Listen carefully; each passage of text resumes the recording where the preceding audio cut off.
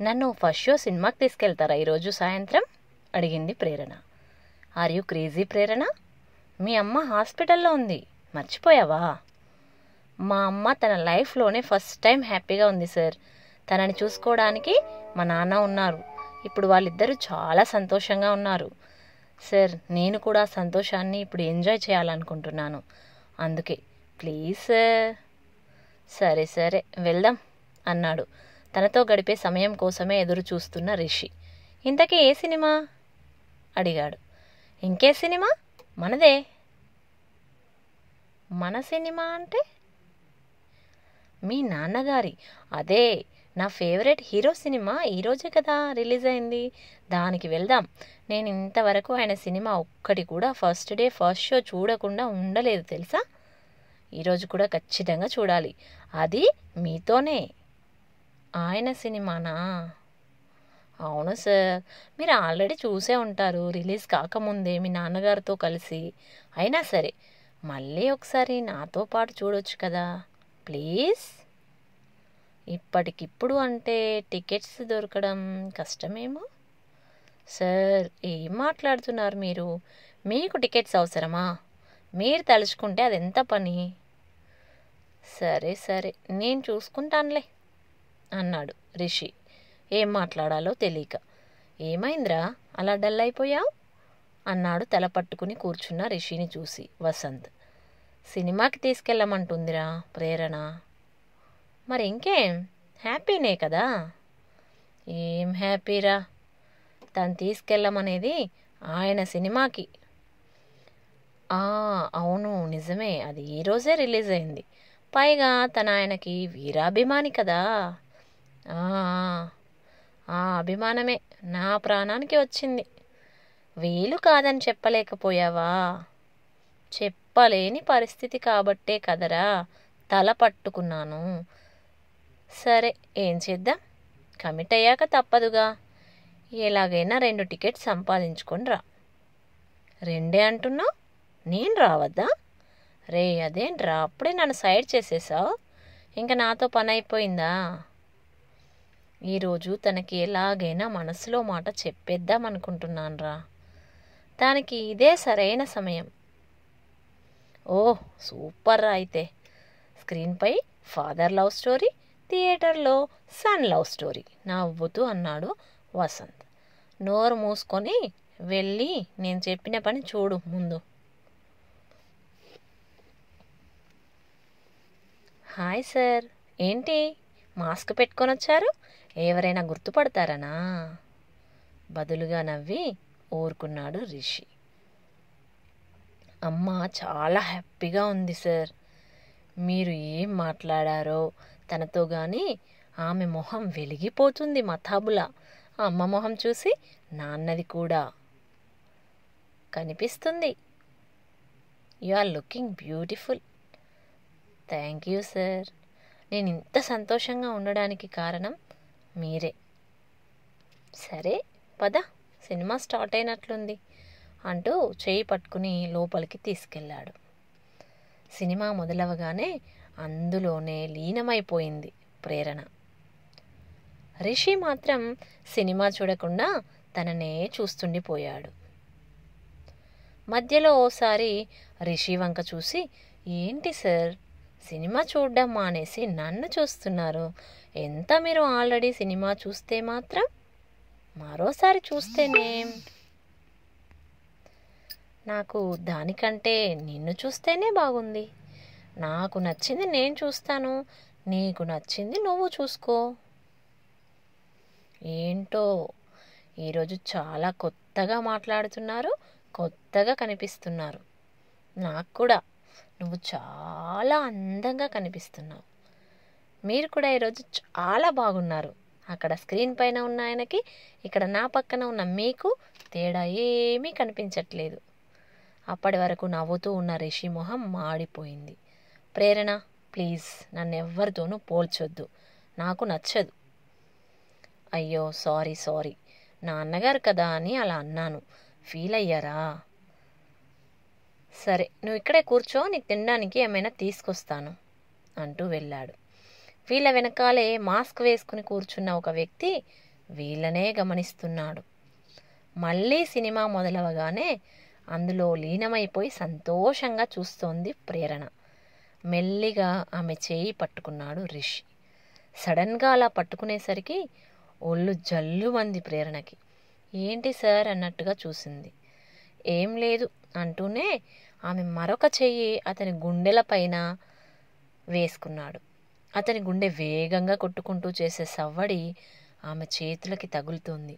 అర్థం కానట్లు అయోమయంగా చూస్తోంది ప్రేరణ. మెల్లిగా ఆమె వైపుకు కాస్త వంగాడు రిషి. ఏం చేస్తున్నారు సార్ అంటూ అడుగుతున్న ప్రేరణ పెదవులని అతని వేలితో మూసేశాడు. మరి కాస్త ఆమె వైపుకి తన తలని వంచాడు. ఆమె మొహానికి అతని ఊపిరి వెచ్చగా తగులుతోంది. కంగారు పెరిగిపోయింది ప్రేరణకి. అసలు ఏం చేస్తున్నాడో అర్థం కావట్లేదు. ఏసీలో కూడా చెమటలు పడుతున్నాయి ఆమెకి. మెల్లిగా ఆమె పెదవులకి దగ్గరగా వస్తున్న అతని పెదవుల్ని చూస్తూ గట్టిగా కళ్ళు మూసుకుంది భయంతో. అతని పెదవులు ఆమె చెవి వైపుకు వెళ్ళాయి. నన్ను పెళ్లి చేసుకుంటావా అడిగాడు మెల్లిగా చెవిలో. అతని మాటలకి కళ్ళు తెరిచి చూసి షాక్ అయింది ప్రేరణ. అతని కళ్ళల్లో నిజాయితీ, అతను నిజమే చెప్తున్నాడు అన్న ఒక నమ్మకం కలిగించింది. బదులుగా ఆమె కళ్ళ నుండి కన్నీళ్లు వచ్చాయి ఆమెకు తెలియకుండానే. ఆ కన్నీళ్లకి అర్థం తెలుసుకున్న రిషి మళ్ళీ చెవిలో, మహారాణిలా చూసుకుంటాను జీవితాంతం, ప్లీజ్ నన్ను పెళ్లి చేసుకోవా మళ్ళీ అడిగాడు. బదులుగా అతన్ని గట్టిగా హగ్ చేసుకుంది ప్రేరణ. అతని నుదుటిపై ముద్దు పెట్టి, అంత అర్హత నాకు ఉందంటారా? నువ్వు ఒప్పుకుంటే నా అంత అదృష్టవంతుడు ఇంకెవ్వరూ ఉండరు ప్రేరణ, నిజం, ఐ లవ్ యూ అన్నాడు రిషి ఆమె చేతిపై ముద్దు పెట్టి. అప్పుడే శుభం కార్డ్ పడి లైట్లు వెలగడంతో అందరూ లేచి నిల్చున్నారు వెళ్ళడానికి. వెంటనే ఇద్దరూ దూరం జరిగారు. వాళ్ళు కూడా లేవడానికి నిల్చున్నారు. అనుకోకుండా వెనక్కి తిరిగి చూసిన ప్రేరణ వెనకే ఉండి తమ వైపే చూస్తున్న ఆ వ్యక్తిని గమనించి షాక్ అయింది. తమ వైపే చూస్తున్న అతన్ని పరీక్షించి చూసి, రిషి సార్, మన వెనకాల ఉన్నది ఎవరో ఒకసారి చూడండి అంటూ అతని చెవిలో చెప్పింది ప్రేరణ. వెనక్కి తిరిగి చూసిన రిషి తన వెనకాలే మాస్క్ పెట్టుకుని ఉన్న వ్యక్తిని చూశాడు. కానీ ఎవరో అర్థం కాలేదు. ఎవరు నీకు తెలుసా? లేదు, మీ నాన్నగారు ఆనంద్ మెహతా గారు. ఇద్దరు మాస్కులు పెట్టుకునే ఉన్నారు కదా, అచ్చం మీలాగే ఉన్నారు, నేను గుర్తుపట్టేశాను. చుప్, ఆయన ఇక్కడికి ఎందుకు వస్తారు? కాదు కానీ నువ్వు వచ్చేసాయి అంటూ వెళ్ళిపోబోతున్న రిషిని పట్టుకుని ఆపి మళ్ళీ వెంటనే వెనక్కి తిరిగి, మీరు ఆనంద్ మెహతా కదా నెమ్మదిగా అడిగింది అతన్ని. అతడే అన్న ఆశతో. అతను మాస్క్ ఒక్కసారి కిందికి జరిపి కన్ను గీటి, బాగానే గుర్తుపట్టావే అంటూ నవ్వి షేక్ హ్యాండ్ ఇచ్చి మళ్ళీ మాస్క్ పెట్టుకున్నాడు. అంతే, రిషి చెయ్యి వదిలేసి ఆనంద్ మెహతా గారి చెయ్యి పట్టుకుని, సార్ నేను మీకు పెద్ద ఫ్యాన్, మీరంటే చాలా ఇష్టం, మీ సినిమాలన్నీ చూశాను, మీరు వేసిన ప్రతి క్యారెక్టర్ పేరు నాకు గుర్తుంది, మీ ప్రతి cinema first day first show చూడకుండా ఉండలేను. అతను చెయ్యి పట్టుకుని ఊపుతూనే ఉంది. ఈరోజు కూడా మీ cinema first day first show చూడాలని మీ అబ్బాయితో పట్టుబట్టి మరీ వచ్చాను అని అంతలోనే నాలుగు ఖర్చుకుని మెల్లిగా, మీ అబ్బాయి నేను మంచి ఫ్రెండ్స్ సార్ అంది. అవునవును, చూస్తూనే ఉన్నాను ఎంత మంచి ఫ్రెండ్సో సినిమా మొదలైనప్పటి నుండి. ఆ సినిమా కంటే మీ సినిమానే బాగుంది అన్నాడు మెల్లిగా నవ్వుతూ. అంతా చూసేశారని అర్థమైన ప్రేరణ అది అది అంటూ నసిగింది ఇబ్బందిగా. ఇట్స్ ఓకే, నో ప్రాబ్లం, నీ పేరేంటి అడిగాడు ప్రేమగా ప్రేరణ తలని నిమురుతూ. ప్రేరణ సార్. గాడ్ బ్లెస్ యూ, మీరిద్దరూ ఎప్పటికీ ఇలాగే సంతోషంగా ఉండాలి అని వెళ్ళబోతుంటే, సార్ ప్లీజ్ ఒక్కసారి మీ ఆటోగ్రాఫ్ అండ్ సెల్ఫీ కావాలని మీ అబ్బాయిని అడిగాను, మీ ఆటోగ్రాఫ్ మాత్రమే తీసుకొచ్చి ఇచ్చారు, సెల్ఫీ ఇంతవరకు ఇప్పించలేదు, ప్లీజ్ వన్ సెల్ఫీ. అప్పుడు అర్థమైంది వసంత్ చెప్పిన కజిన్ ప్రేరణనే అని ఆనంద్ మెహతాకి. ఓకే తప్పకుండా, ఇలా రా అంటూ పిలిచారు దగ్గరికి. అప్పుడు గమనించింది ప్రేరణ తను చేయి వదిలేయగానే రిషి అక్కడి నుండి వెళ్ళిపోయాడని. అటు ఇటు చూస్తే కాస్త దూరంగా నిలబడిన రిషి కనిపించడంతో, ఒక్క నిమిషం సార్ అంటూ ఆనంద్ మెహతాకి చెప్పి రిషి దగ్గరికి పరిగెత్తుకు వెళ్ళి చేయి పట్టుకుని లాక్కొచ్చింది. ప్రేరణ చెప్పినట్లు వెనకాల ఉంది అతని తండ్రేనని తెలియగానే ప్రేరణని వదిలేసి అక్కడి నుంచి వెళ్ళిపోయిన రిషి మళ్ళీ లాక్కొచ్చిన ప్రేరణని ఏమీ అనలేక సైలెంట్గా నిలబడ్డాడు. సార్తో సెల్ఫీ ఇప్పించమని అడిగితే నువ్వు ఇప్పించలేదు కదా, చూడు నేనే స్వయంగా సెల్ఫీ అడిగాను గర్వంగా అంటూ అటు రిషి ఇటు ఆనంద్ మెహతా మధ్యలో తను నిలబడి ఫోటో దిగింది. Thank you so much sir. ఈరోజు ఏంటో నాకు అన్ని సంతోషాలే. ఈరోజు నువ్వు జీవితంలో మర్చిపోలేను నేను. చాలా హ్యాపీ సార్ అంటూ తన కాళ్ళు మొక్కి ఆశీర్వాదం తీసుకుని బాయ్ చెప్పింది.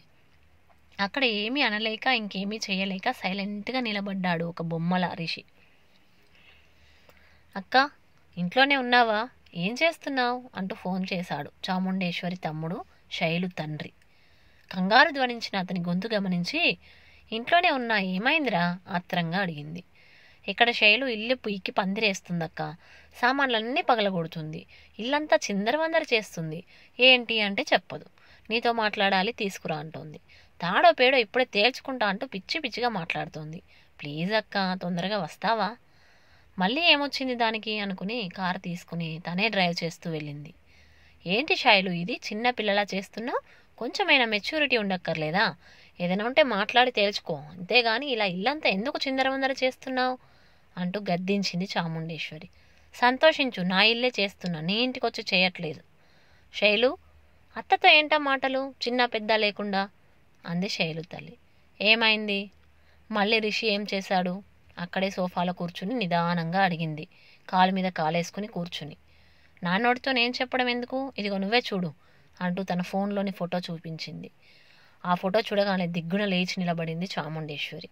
ఆనంద్, రిషి ఒకే ఫోటోలో, వాళ్ళిద్దరి మధ్యలో ఒక అమ్మాయి. రిషి ఏంటి ఆనంద్తో ఫోటో దిగడం ఏంటి? ఆ అమ్మాయి ఎవరు? అక్కడే సోఫాలో ఫోన్ పట్టుకుని అలాగే చూస్తూ కూలబడిపోయింది చాముండేశ్వరి. అదే నేను మొన్న చూశానని చెప్పిన అమ్మాయి, వసంత్ కజిన్ అని కథలు చెప్పాడే మనకు, ఆ అమ్మాయి. ఓకే, కానీ ఎందుకు మధ్యలో ఆనంద్ వచ్చాడు? అంటే నీ కొడుకు ఎవరితోనైనా తిరగొచ్చు, నీకేం బాధ లేదు, కానీ వాళ్ళ తండ్రితో ఎందుకు కలిశాడనే కదా నీ బాధ నిష్ఠూరంగా అంది. శైలు అరిచింది గట్టిగా చాముండేశ్వరి. నాకు తెలుసత్తా నీ బాధ. నా కొడుక్కి నేనంటే ప్రాణం, వాళ్ళ నాన్నంటే అసహ్యం అనే నువ్వు ఇప్పటి వరకు అనుకుంటున్నావు. కానీ చూసావు కదా, తండ్రి కొడుకులు ఒక్కటైపోతున్నారు. నీ కొడుకు నీ చేతిలో నుండి జారిపోతున్నాడు. నాకేం అర్థం కావట్లేదు శైలు. వాడు వాళ్ళ నాన్న గురించి వింటేనే చిరాకు పడతాడు. అలాంటిది ఆయనతోనే ఫోటో దిగడం ఏంటి? ఫోటోలు మాత్రమే కాదత్తా, ఆయన సినిమాకి ఫస్ట్ షోకి వెళ్ళాడు దాంతో కలిసి. ఆ చుంచు మొహంది ఫేస్బుక్లో బావని ట్యాగ్ చేసి మరీ ఆ ఫోటో పోస్ట్ చేసింది. ఇదిగో చూడు, wonderful memory in my life, first day first show with my heroes అట. అంటే ఏంటి? అది చూసి కూడా నేను ఈ మాత్రం రచ్చ చేయకపోతే నేను మనిషినేనా? నాకు మాత్రం కోపం ఉండదా? నువ్వు చెప్పింది నిజమే, రిషి ఏదో దాస్తున్నాడు. ఈ మధ్య అసలు నాతో సరిగా మాట్లాడడం లేదు, ఇంట్లో ఉండటం లేదు. ఎప్పుడు ఎక్కడికి వెళ్తున్నాడో, ఎప్పుడు ఇంటికి వస్తున్నాడో తెలియట్లేదు. ఎప్పుడు చూసినా ఫోన్లో ఎవరితోనో మాట్లాడుతున్నాడు. ఏదైనా అంటే బిజినెస్ అంటాడు. ఏదో ఒకటి తేల్చుకుంటాను వాడితో ఇవాళ. తేల్చుకో, నీ కొడుకుతో ఏదో ఒకటి తేల్చుకుని నాకు కూడా ఏదో ఒకటి తేల్చి చెప్పు అత్త. అలాగే, నువ్వేం బాధపడకు, నేను చూసుకుంటానంతా అంటూ చెప్పి కారు తీసుకుని కోపంగా తన ఇంటికి వెళ్ళిపోయింది. తర్వాతి భాగం రేపు.